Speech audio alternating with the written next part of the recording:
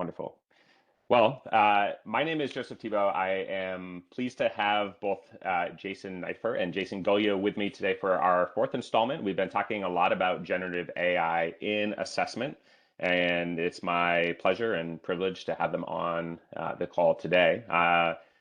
As you'll hear in just a moment, I was really excited to enlist both of them as I was trying to think and interesting topics for our audience of what things might be very helpful to learn about how AI is being used by real practitioners, which I think is one of the most important thing when it comes to AI. I don't want to impose my ideas to practitioners. The people who are doing the teaching and learning in the classroom today are the best people to help you to drive whatever your AI usage policies or practices are as you're thinking assessment. Now, obviously, I do work in this field. I'm the founder and CEO of Cursive Technology. We verify authorship of writing. We tie the writing to the writer. We do that through typing biometrics in applications such as Moodle Learning Management System. And we have a browser extension that has both a free version and a great identity verification tool that's very private and secure that students can use on their own computers without any data leaving that to allow them to provide attestation of the work that they've done and help to disclose and document all of their work process automatically. So if you're interested in that, please check out cursivetechnology.com. But let's get to the meat of the presentation. So first, I want to make sure we have good introductions to our two fine fellows. So Jason, and all questions here on out will be posed to Jason, so everybody can choose. You guys can fight over it. But Jason Gulya is an award-winning professor of English and Media Communications at Berkeley College. He teaches courses on reading and writing, the humanities, and artificial intelligence. He was recently the recipient of the Berkeley College Rising Innovator Award. So thank you very much, Jason, for joining us today. And Jason Neiffer is the executive director of the Montana Digital Academy, Montana's state virtual school. And for the past nearly 30 years, he's combined technology and pedagogy to make learning engaging, meaningful for all learners of all ages. And both of these fine gentlemen are leaders in their respective fields. You can check them out on LinkedIn. I hope you will. Those are the QR codes that will get you connected to them. And they are often gracing the stage and podium as keynote speakers and presenters at a EdTech or education conference near you. So check it out, look for them. I'm sure this will not be the last time that you are connected. Okay, so we are talking about the assessment lifecycle. And as I was getting prepared, I was searching for past research by other people who had gone down this road before. And what popped up actually is like the highest ranking search item. Yes, still a Google user, old version of search still works for me very well, was actually life cycle assessment, which will be probably familiar to you all in ways where it's like when you are trying to do process improvement, as you're trying to fix things and to improve things and make them work better for you or work better for the people who are using them. This is a kind of well-defined industry and well-defined standard of how we think about the different ways and the different pieces of trying to do something or build a product or what have you. So that existed, but I would say is like we are really trying to focus on the assessment life cycle, so slightly different moniker, but in a sense what we've tried to do is I thought it was good framing where we can give 4 distinct areas that we're going to kind of bucket our thinking about the use of AI, and what I'm going to try to press both Jasons to use these as guideposts as we kind of move down through the process. So just a little bit of this was a way that I was thinking about making sure that we have some boundaries around what we're trying to do, and our objectives are so that we can cover each of those and get some good examples that you might be able to enlist in the class. We will probably talk about the design and resources that might be used for this. We'll talk about summary or like submission and evaluation phases of writing or of assessments, anything that might be collected. We also are able to do kind of like, how do you do continuous improvement of these things? We'll try to think of it from all of those angles. And I'm excited because we have kind of two different perspectives on AI usage and on education in general, for K-12 and for higher education. So I think this will be really engaging conversation. And without further ado, I think let's go ahead and get started. So obviously, you both have talked, presented a lot, have lots of deep thoughts about the use of AI. Right now, I wanted just to get your initial thoughts on, as you're thinking of a assignment, how do you currently set the objectives and the boundaries, and how do you kind of start that phase of the process, and whether you're using AI to do so?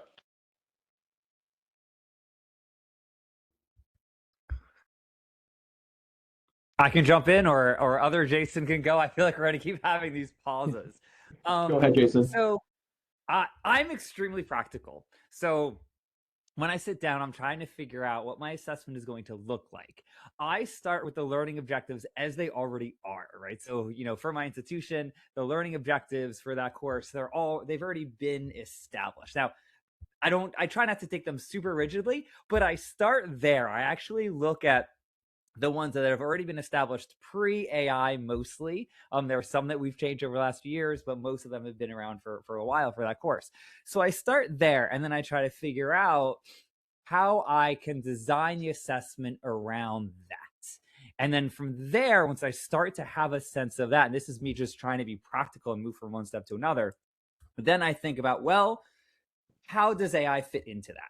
Can AI be used as a tool to support gaining one of those skills, or is using AI going to bring attention away from that skill? And I try to use my judgment on that. I try to use that focus on skills and objectives first.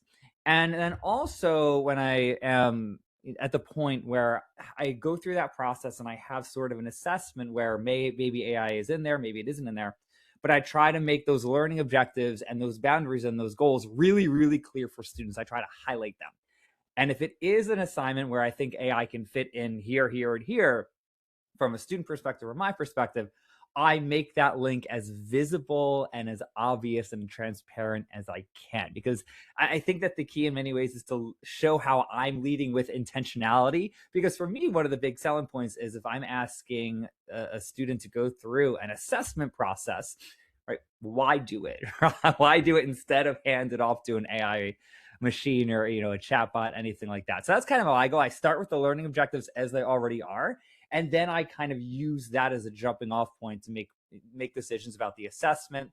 And if I have AI in there, is it going to take attention away from those skills, or can I use the AI bot as a way to amp up those skills? That's kind of my process.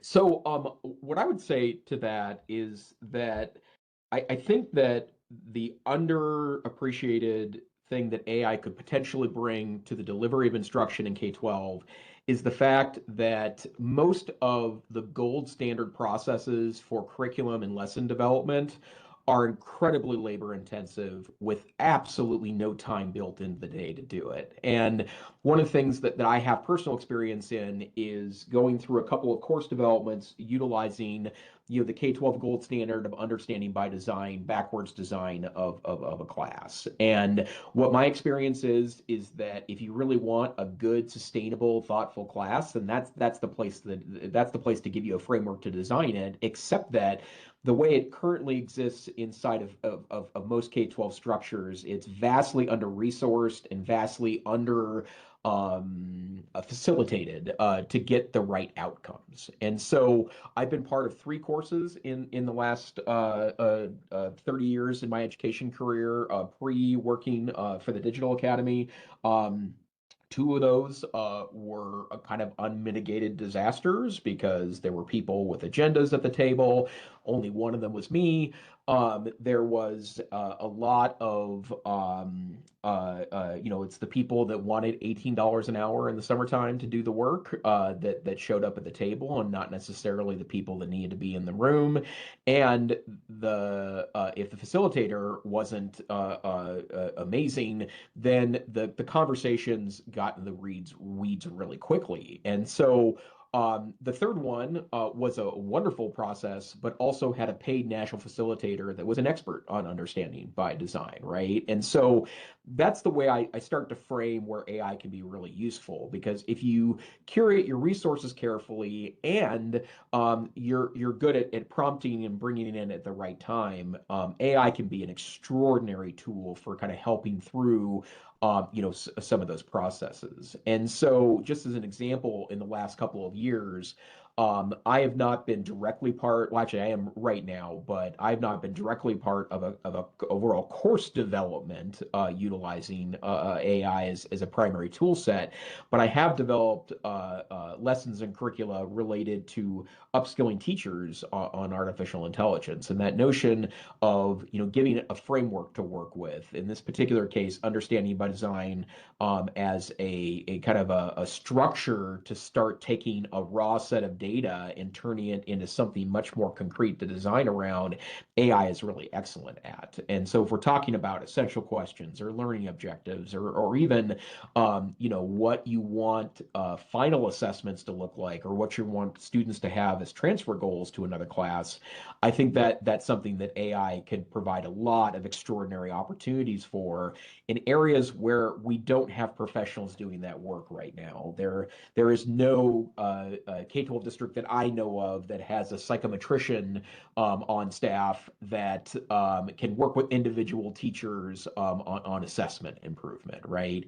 And if you're a great teacher, but you are developing a lot of things from scratch that you may or may not have the expertise on to take from good to great, then I think that's where AI has a real potential to be revolutionary inside of a classroom. Gotcha. Well, maybe I'll ask a simple and dumb question here. I'm curious, is like, have either of you ever used, or would you ever recommend, is like just saying like, what are the objectives, or doing backwards design towards like, here's the assignment that I'm looking for, and ask AI to pull out the objectives as like kind of like reverse engineering an assignment or something like that? I mean, I've done that before. I would say that I'm very comfortable doing that in a social studies or history course because that's what I taught. I wouldn't be comfortable doing that in a math course. And in fact, I've actually done that as a live demo with teachers kind of showing that off with a graduate level math course. And as it turns out, it could have been in Greek, and I still would have not known anything about it, right? And so that's where I am becoming an increasing believer that AI advantages generalists and those that have specific knowledge background the most, even though I think that that particular crew may or may not be super into AI, because in the end, you have to maintain a role as a tastemaker and someone that can ultimately verify that the content is or what you're working with is generally accurate or specifically accurate depending on what your standard is, and can't do that if you have zero background in that information. Gotcha. One of the things I think is so interesting about that use case, and I've done things similar to that before, is I think sometimes we underestimate how helpful AI is just as a guesser, right? So saying, this is what I'm asking my students to do. Here are the assignments I have in mind. What do you think is the skill I'm trying to get at, right? And so that actually is very, very helpful for me because it gives me a sense of, am I actually giving assignments that naturally, at least according to a chatbot or an AI agent, that naturally align with what I want to teach students to do, right? The skills I want, or is there a misalignment here? And I think that it's very, very helpful to do that. And so even then, it's a matter of using this technology in a way that doesn't just use it to replace me, but it helps me kind of get outside my own head, because I have these received wisdoms and forms of assessment that I've just been handed, right? If I'm teaching a literature class, I think, well, students have to do 3 5-page papers or whatever it is, right? And so I get stuck in that. And so one of the things I think is helpful is using AI as a way to guess, based off what I'm giving, what do you think the objectives are? And I can use that information as a way to figure out, am I aligning things? Am I misaligned? How can I go from there? So, and from there, I'm much less interested in the output that it gives me and much more interested in the ideas that it generates for me, right? Because it allows me to say, well, I think it's wrong, or I kind of see where it's going here, but I think it's making a false adjustment, or sorry, a false assumption. Or sometimes they just say, well, that's actually really interesting. Maybe I am doing that. Maybe I am not giving assignments that actually lead into those objectives. So that's what I think is really interesting about that. But I think AI can be very valuable as something that we just ask to guess, and then we use the guess as a way to try to get some distance from ourselves. Awesome. Thank you very much. Okay, moving on. So let's talk about, actually, now you have your objectives, and we're going to do kind of like the design and all of the resources that you're creating so that students will consume, they'll know what to do, or presumably, but they'll be working through those. But I'd love to hear how you think of AI in that part of the process. Well, I'll start on this one. There's a lot of ways that in assignment design that I think AI can be really useful, if for no other reason than if you don't have a team of people to work with to bounce ideas off of, AI is a pretty good substitute for that, right? And especially if you're looking at it from the standpoint of like a particular weakness that you might have. As an example of this, I can't recall the name of the book, but Robert Marzano has a pretty significant library around vocabulary development, right? And it's pretty good, but when I read vocabulary development stuff, and I'm thinking particularly of Classroom Jason 20 years ago, it's like, ugh, I don't have the time to weave this stuff in like I should, right? But I know for sure, actually, because I've tried this very specifically. If you go and find a YouTube video or a web page that gives the big points of Marzano's vocabulary development, or if you have a license to the book to stick it into AI, which is an open question in the Ninth Circuit, but the idea here is that you can say, hey, give me some low time ideas on how I can better utilize the vocabulary lessons inside of this. And so I think that those pieces, right, of kind of like having the ability to go back and forth with a human backed but essentially AI expert, I think is really a big piece of this. But like the other suggestions on here are all very much where I think very much with this space. If you're translating to other languages, that's an increasing need in schools that there is no money to pay for. Translating materials, and I'm thinking particularly of teacher-facing materials. I'm sorry, parent-facing materials. If you have parents that speak other languages, that you don't have a robust way to do that, even though there are some decent products that have been on the market aimed at K-12 for years.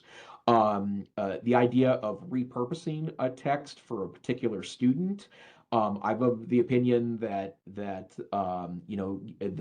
we do have a lot of students typically in K-12 classes that are well behind the curve reading wise, and depending on which course you're in, you have to determine, what the most important aspect of your class is. Is it the ability to read on grade level, or are you engaging in some content standards that subsume the larger education piece there, right? And so those pieces I think are really important. But I think that something that I've discovered just really in the last couple of days is that we've been utilizing a content a repository system that we've been using for years. And one of the hardest things about using that system is that it takes a human to do the clicky work to transfer something from a Google document to the Learning Object Repository. It's an age-long problem. It's been around since the earliest days of LMSs. And as it turns out, AI does an extraordinary good job of taking final products and reformatting them in a way that is much more palatable to another machine in taking that information. And the speed of the evolution of this tools has truly blown me away, not just a little bit, but quite a lot. But what you're able to output now from something like Claude Design to create really attractive documents, right? So that, not everyone is a graphic designer, not everyone is paying attention to, and I'm just going to use a random typography a word, even though I barely know what it means. Like if you don't know anything about kerning and you're creating, classroom materials for students, there is something to be said about nicely formatted, nicely printed, nice screen design, and AI is particularly great at that. And if you're a one-person shop in your development, you don't have anyone else at the university or K-12 level that can do that work for you. Some campuses do, some campuses don't. Then from that standpoint, a very practical piece of that is I think AI has a pretty extraordinary powerful tool set there that's just getting more powerful by the day. I will add one that I think you brought up at a previous presentation I attended of yours, Jason Neiffer, which is we often are limited in our ability to be efficient in creating questions or question banks and other things like that by the very arcane formatting requirements of the Yes. Blackboards and Canvas and Moodle sites out there. So one thing I will say is that issue with a good attention to detail is relatively gone. So it's think of I've spent hours in past lives doing both formatting for formative and summative assessment that were uploaded for non-graded quizzes or for practice tests or for assessed proctored final examinations, where it was hours to get those just loaded properly because of how finicky the ingestion process is. And that I would say is any single frontier model available now can properly format, even if it's undocumented. So it's Blackboard has a relatively undocumented process for their upload of questions, and but Claude and both Claude and Gemini, they knew what the format was, and I was basically able to one-shot a conversion of questions from one format to another. So, Jason G. Yeah, and I'll echo that I do think that one of the really important use cases is reformatting, and then also making things more accessible. One of the use cases that I think is really, really interesting, especially now with AI agents, where we have agents that can navigate an LMS. And I see more and more institutions trying to figure out if they can use an AI agent to say, pretend to be a student, go through it, and mark off moments that you couldn't access. And yeah, it's not necessarily it's not a perfect stand-in for a human, but 5 years ago, so many classes that I saw and I observed and I looked at online, they were so inaccessible, right? You go down the lines, this is not accessible content. And so one of the things I think will be interesting is how we can use this technology in a way to create more accessible courses that are accessible by design, right? They're not just made accessible because someone has a problem with it, but that accessibility is built into the very core of the course, which is as it should be. And I speaking to someone, I'll put myself out there and make myself vulnerable. A few years ago, yes, if you went and you talked to faculty and you talked to me and you said, we need to make our content accessible, everyone's going to nod their head. Everyone's going to say, absolutely. And then they're going to say, when do I have the time to do that? Do I learn those sort of rules and actually implement them? And so I'm hoping that the technology is going to help us get past that hump. And so we can build accessibility into our courses in a way that many of us, myself included, we're not doing as well as we should have. I think the LMS has helped flag some of those, but it's still, I'm hoping that AI will help us do that even more. And then I have on here a couple of use cases that have really helped me try to figure out assignment design, something that I'm very keen on, especially now. And people can, certainly send me questions or pop them in the chat. I have a lot to say about this, so I'm going to have to be somewhat surface level. But thinking about when we have so many students who are using this technology to create products, right? Especially I teach writing. So as we know, students are using ChatGPT, Claude. It used to be Snapchat. You'd be surprised how many students created essays with Snapchat Spot. Anyway, I don't know if they're doing that much anymore. But anyway, so that a student would create that product and hand it in. And so I've actually found AI very helpful in, when I give it an assignment and I will say, help me turn it into an assignment that focuses a bit more on process. And now there's a lot of nudging you have to do. If you just say that, and I'll put this as a clarification, in my experience, ChatGPT doesn't know what that means, right? You have to walk through what it actually means to focus on process. Kind of think that it might know something about it, but you do have to be very concrete, but letting you know, this is what I'm sort of looking at. And that has been helpful. And also, I'm someone who teaches I teach synchronous classes on site. I teach blended classes, and I teach fully asynchronous classes. So asynchronous online. And that has been very helpful too. And this comes back to this idea of when an AI program has some context and has something built, then you can say, well, move it to this form. So you have that assignment that focuses on process in a synchronous in-person class. What would that look like in an online asynchronous class? Because for about a year, I taught courses that were all online and they're asynchronous. So I could not tell a student to go on a Zoom. I wasn't allowed. It all had to be courses that students can do at any time from anywhere. And that's the really, really hard thing to wrap your head around. And it's been very useful to then say to a chatbot, here is an assignment, turn it into something that focuses on process. Cool. Now I have a thing. Now, what would that look like in an online asynchronous course? Give me 8 examples, right? Just pick a number, right? And then say, well, number 2 and number 4 are really interesting. Give me more like that. And that sort of process, when you focus on a particular example, an idea that it created, has been very, very useful. And then we use our expertise, because a lot of it is coming in and then saying, well, that might not work for an online course. Or it immediately comes with ideas that are just straight up surveillance, right? Those will come up there and things like that. So you kind of use your judgment, you use your sensibility to kind of make it fit for you. And that's been very, very helpful for me. And then the other idea I had on here that I want to touch on, in addition to that, is using AI as a way to normalize follow-up.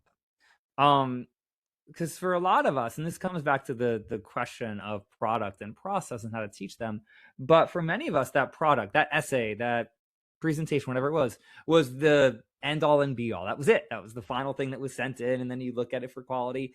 And for many of us, when we talk about adapting to the age of AI, we think, well, I'm just gonna have students do presentations on it. Cool, that's fine, but really works best in an in-person class, and you have to use a lot of time on it, right? And it's very hard to do that in an online class. So finding ways, in an online class, and this doesn't work for everyone, but I might ask students, submit blank, whatever that product is. And then I can give them a chatbot to engage with. And say, give it the argument that you have, and it's going to push against you. And they have to use information from that paper, right? It's not perfect. I'm not going to say it's AI proof by any means, but it normalizes that sort of follow-up in a way that can become manageable. Because I think that many of us, when we think about teaching process and asking students to submit 6 things when they used to just submit a paper, right? It becomes product bloat very, very quickly, and suddenly you have all these things to grade. So there are ways to streamline it in a way that cuts down on that. And AI has been very, very helpful for that, because I worry that as more of us just focus on process, whatever that means for us, it suddenly, you used to have 1 assignment, and now suddenly you have 10 assignments, and you have to grade them all. Before we move on, a question did pop up, and that was, how do you preserve academic integrity, or how do you think about it in the context of those more process-oriented assessments?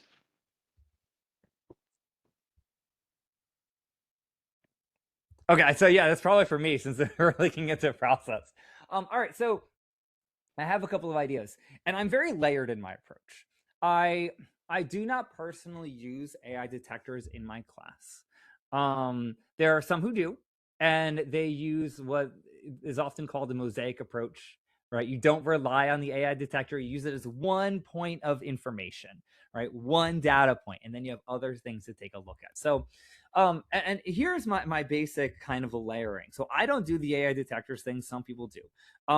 But the big thing is to make academic integrity central and upfront, right? Don't leave it for when there's a problem. I think one of the big things that we do is we wait until there's a problem with academic integrity, and then we bring it up. And at that point, it's already into being reported or an appeals process or anything else. So front load it.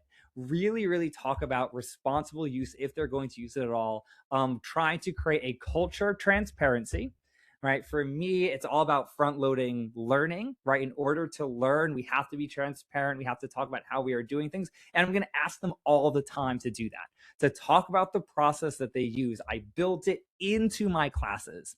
And I will tell them that, if they submit something online, and I can talk about this too, this is another sort of can of worms, but I believe in alternative assessment, which has really helped me a ton. So in my classes, I don't give letter grades or number grades. I give completes and incompletes, right? If they hit the objective, it's complete. If I think they really benefit from trying again, it's an incomplete.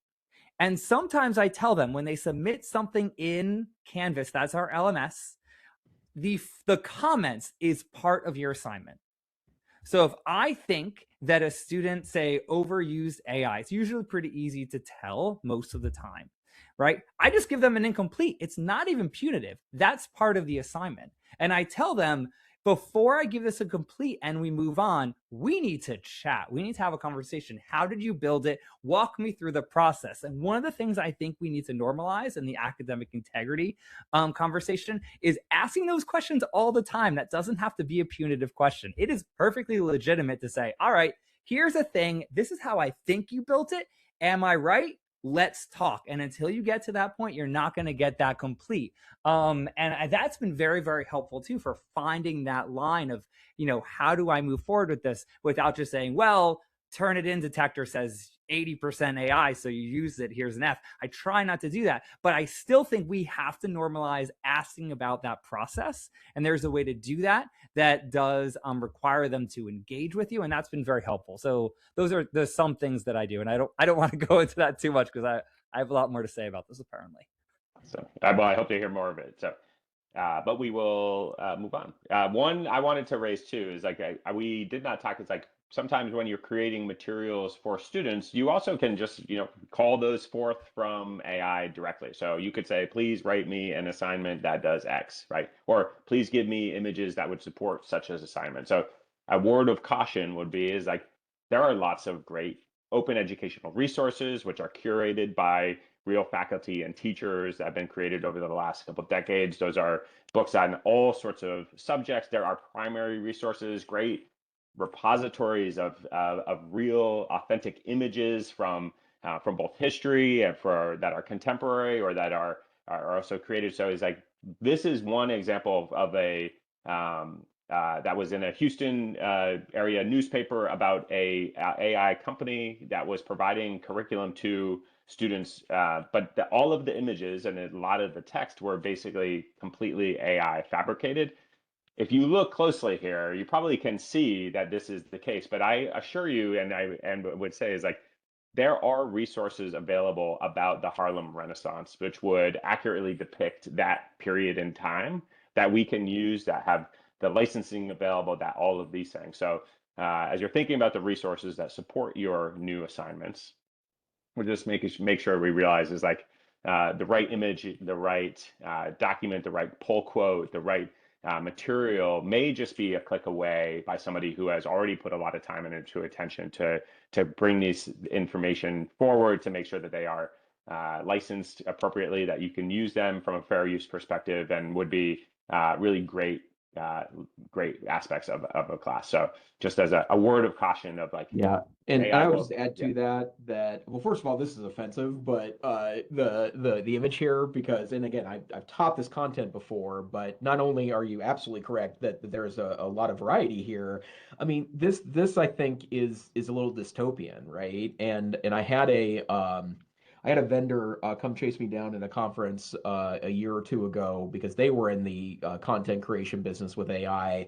He was showing me these videos purporting to be kind of like subsistence farmers in Nigeria. And not only did it look really fake, I'm like, that's like, so you're telling me that you're going to show some American kids the life of a subsistence Nigerian farmer through an AI depiction. Like, right, that to me is so many clicks away from reality, right?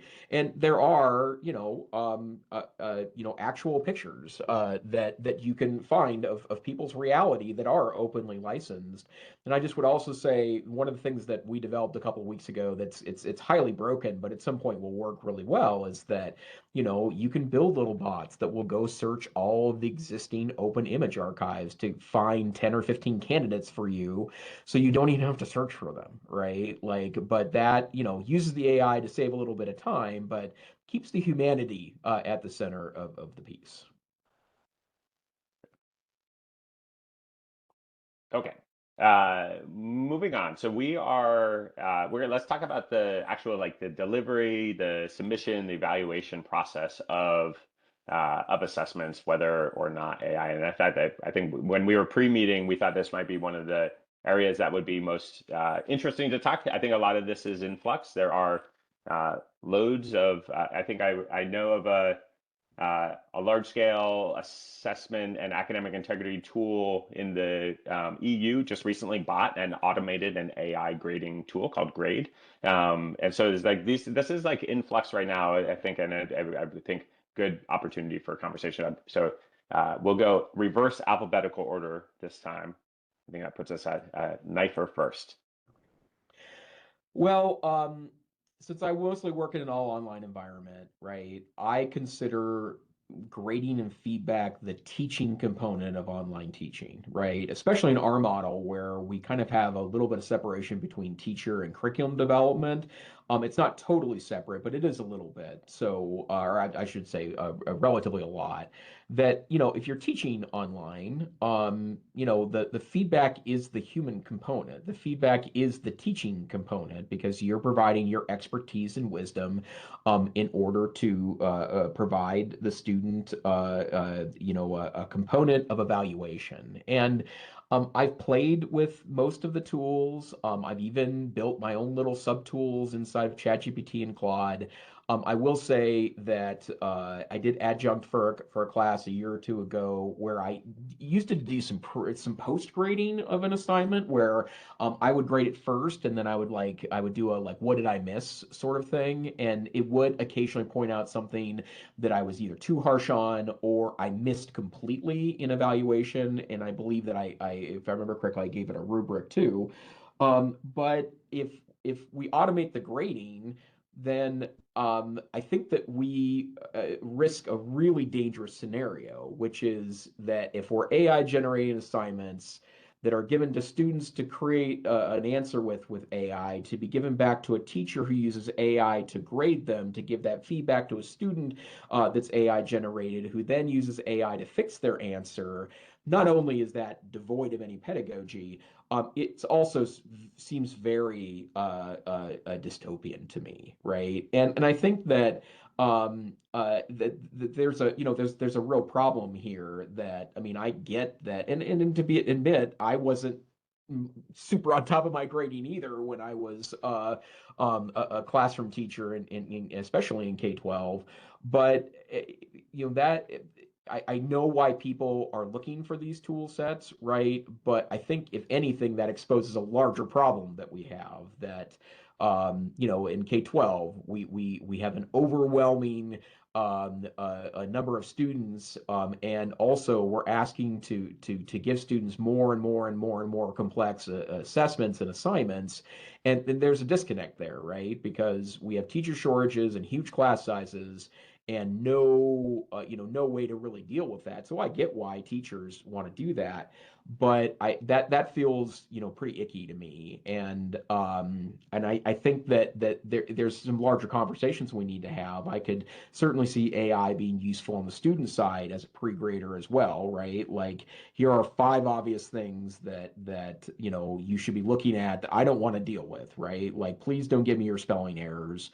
Please don't give me your grammatical errors. And that's especially with me as a not a writing teacher, but as a history or government or geography teacher. I don't want to deal with that stuff. So use it there. But in the end, I need to evaluate your ideas. I need to evaluate your making of an argument. I need to evaluate your logic tree on how you approach said problem. Maybe AI can help, but I think that there's a real risk there, and I think Jason said it very concretely and bottom line, dead classroom, right? Like, that's the huge risk if we decide to take, especially if we can't find a way to discourage students from using AI, that there's something really problematic there that will sneak up on us until it becomes a real problem.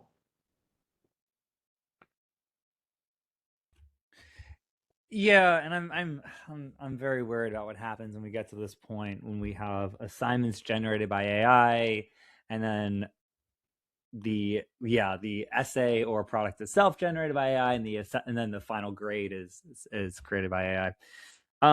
There are a couple of things I think are really interesting here. One is that AI graders are not just faculty facing; students are using them. Right, and they're using them in all these different ways. So there is one built into Grammarly. I have students who have gone, you can write something or have AI write it if you want to, with very few safeguards within that program. You can hit that AI grader. And if you haven't done it, I highly recommend, and you're okay going down that dystopian route, try it out. So when you go in there, you can write something yourself, have AI write it, hit the AI grader on the right side. You can put in rubrics. You can put in the name of a professor. So, for example, one of my students can go in and say, here's the assignment, here's the rubric. Jason Gulya is teaching it, is writing and research. And when you do that, it will send this agent online. It will create a profile for me. It does a Google search. It will go into rate my professors. It will see things I wrote online, webinars I did. It will create a profile for me and write in my voice, or what it thinks is my voice. And so students have these tools, and they were being worked into all these different things that, I mean, up until like 3 years ago, we were giving our students Grammarly. We were saying, go use it. Here's a subscription to it. And now we're getting hit with, but now look what it's become over the last like 2 or 3 years. And so I think that that's really, really important that we have students using it. So for me, this is the distinction we need to think about. So I think that the big distinction, and this is for us just as it is for students, we need to decide what AI can help us with and what we're not going to use it for. And I put this on my syllabus on day 1.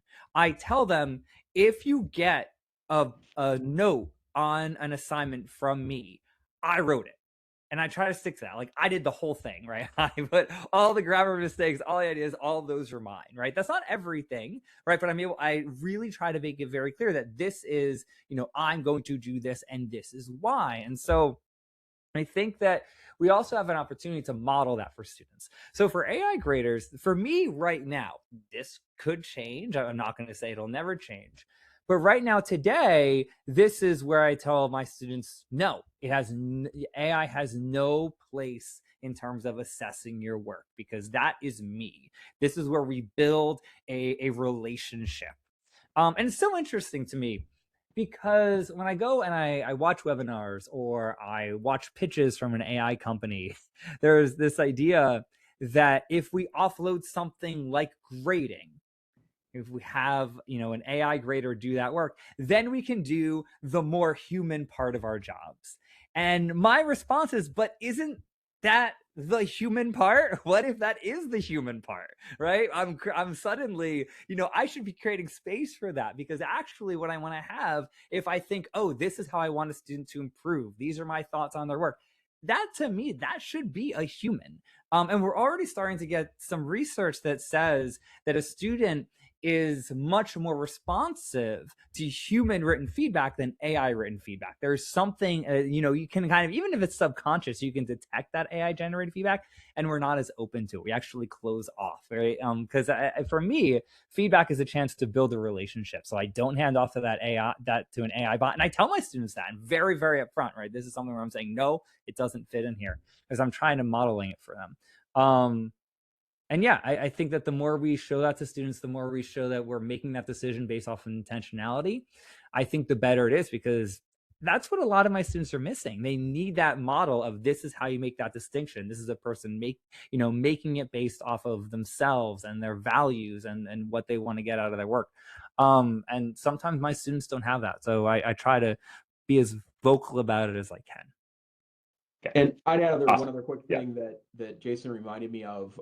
I've been in a roundtable recently with undergraduate students and just talking about AI, and we came up with a little example of something that I typically don't tell higher ed audiences, because it's more of we don't get a lot of fun chuckles to poke at higher ed occasionally. So when we've got one, we really got to go with it. But imagine this scenario: you are in a class of 300 students, and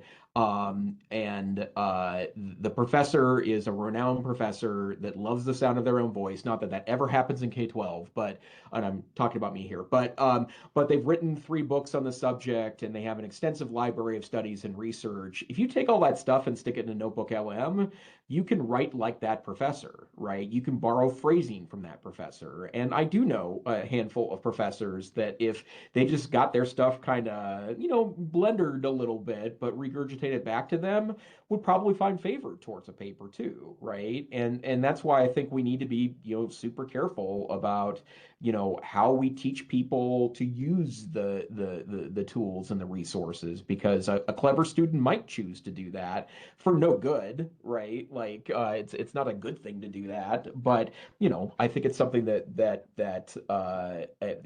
most clever of our students that aren't there for the learning, I think, are finding interesting ways to expose learning to shenanigans.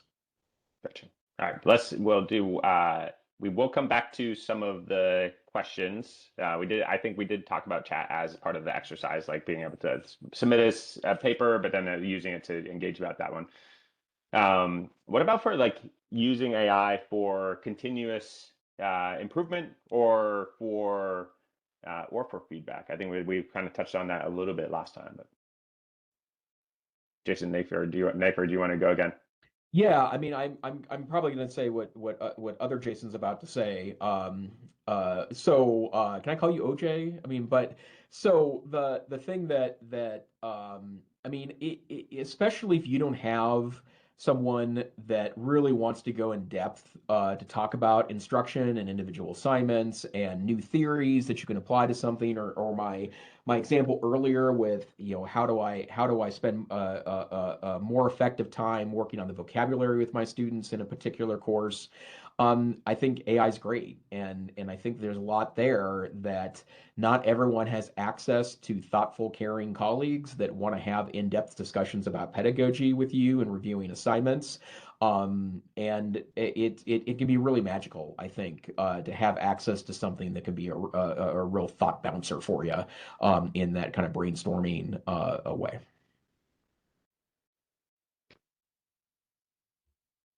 Yeah, I think that the real value here is in brainstorming and debriefing. I suck at it.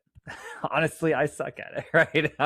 That I suck at being able to say, well, this is, now the assessment has gone through its life cycle, it's gone through all these things, gone through and given it to my students, they've sent in things, they've gotten their feedback, and now we're moving on to the next thing.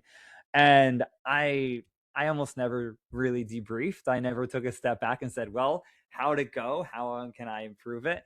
And so now, even be able to go into an AI program and just start with a brain dump, right? Just these are the things that I experienced. These are the things that I noticed. Just do it in a very kind of journalistic way, and then allow it to, have that back and forth with it, which, lets me think about how I can improve it. How can I improve how I'm giving feedback? How can I improve the assignments themselves? And this came up in the chat too, so I'll bring it in here.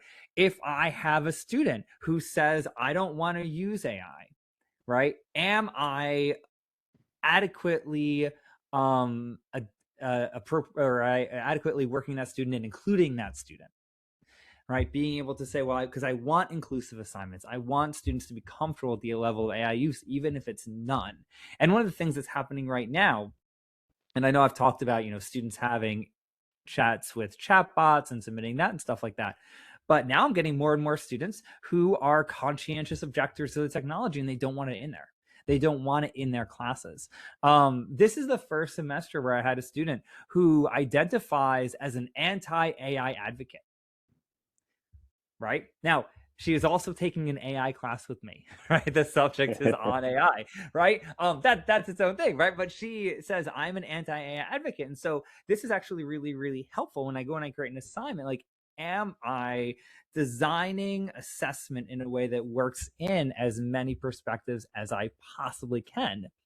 And that's been very, very helpful. And for me, it kind of starts with a brain dump with observations, and then I can move to figuring out, what is the action, right? Getting to that kind of reflection in for action moment, right? How can I use that information to figure out what I'm going to do next semester, what I'm going to do for the next assignment? And honestly, pre-AI, I almost never did it, and I was kind of terrible at it because you get so close. Right. Same thing with students. When you have the students are doing something and you're doing something for, say, a month, right, for that assignment, you get so close to it, and I need a push to step back. And AI has helped with that, and I was unable to do it like in any sort of way before.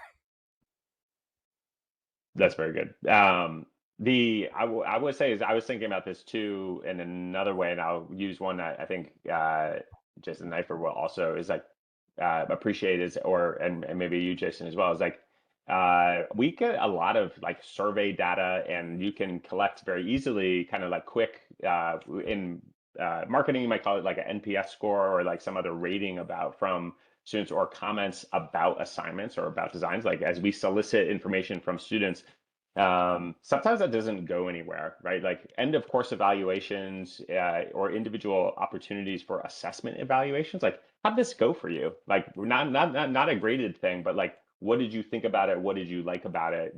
How can it be using it for improvement? But some of that could be, I think there's new opportunities here of how like quickly we can turn information into usable and actionable information, whether that's semantic analysis, summarization, just data analysis using Excel, all of those things.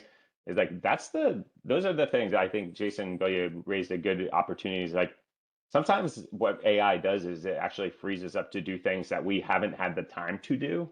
So it's like it lets us do more things. I think that there's an interesting kind of opportunity here in the context of this whole exercise that we have just gone for 50 plus minutes about kind of what would we do is like imagine AI as a potential tool or something that's just helping you to evaluate this kind of continuous process. And I would say in the way back to the original slide of like life cycle assessment and kind of that OG, there's a kind of process that is, or a terminology used there, it's called cradle to cradle, meaning that there is that this process is about continuous cycles of improvement where you might do this one semester, but you will do it again and again and again. Or you might do it for an assignment and then realize, oh, the next assignment we have, I'm going to tweak it a little bit by attacking kind of like each one of these different areas. But in a sense, that cradle to cradle, meaning like once you get done, you go back to the beginning. So we're borrowing that from the kind of like the other part of life cycle assessment. And but yeah, thank you very much, both of you. We have should be a question slide, but it's not coming up. We did have one. We touched on disclosure and opt out. There was one question I think I saw, which near and dear to my heart, is the essay dead? So I'll leave it at that. There was more context and it was a very nuanced question. So I appreciate that coming through the chat, but anybody want to take that one? I'll just say the essay's not dead. I just think that particularly in K-12, it gets. I would be okay with approaching some other ways of meeting the objectives of essays, particularly in non-English courses. But that said, I think an essay is an extremely important a critical thinking developer. Like there are few things that I think do the same thing as the construction of a good essay, but I tend to be a little old school in that way. So Yeah, so my response is one, it depends on how you define essay. Right? What is essay? Right? If we're talking about, and I was literally trying to write this down to try to get it. If we're talking about that asynchronous one and done product that is the primary and sometimes only form of assessment when you never observe it and it's just handed in, right? I could sort of see how that gets to that dead zone. But there's so many other ways to define essay. And then the other question is, how are you defining dead? Right. And so, trying to figure, I don't think the essay is dead. I think that there are ways to imagine it. In some ways, essays are great. I know students don't like me to say this, but in some ways, essays have been really, really great forms of testing things out. But the problem is that the virtue in creating an essay was never, for a lot of us, actually having the essay, right? Having that 5-page paper. It was what you developed along the way, right? It was, well, you were creating an argument, so you were practicing this, you were finding evidence, so you were doing this, and all of that. We looked at that final thing that was handed in, and we could kind of assume that, well, they know how to argue, they know how to find evidence, they know X, Y, and Z. So I think that there are ways to preserve all of that, because I don't want us to see that. I have a lot of friends who are experimenting with more in-person writing, as we do it together. I'm a big form of collaborative writing, right? You write a paragraph, you hand it off to the next person, they write the next paragraph, right? That sort of exercise. There are a lot of ways to do that in a way that preserves that. So I think that, the essay will be very much alive in those observed, I won't even say observed, those social experiences, those social learning experiences will be very, very valuable. And if we privilege this idea that a lot of it is about process and what you learn by going through the process of creating something, I think there are ways to preserve it. So I think that, if we define it as just, unobserved asynchronous things the students hand, it's going to be hard to keep that alive. But I don't know, even that has value because to a certain extent, you write for yourself. So I'm going to say a qualified no, but a lot of it comes down to what's an essay and what is dead. Awesome. Well, thank you both. On that note, long live the essay, and writing and communication and getting together and talking to one another and receiving great feedback from a person, receiving grades from a qualified faculty for work hard done. All of those and more. Great conversation, Jason and Jason. I really appreciate your lending us your time today, and wish you a really pleasant afternoon. Thank you so much. Yep. Bye, Thank everyone. you. It's been a pleasure. All right. Thank you guys very much.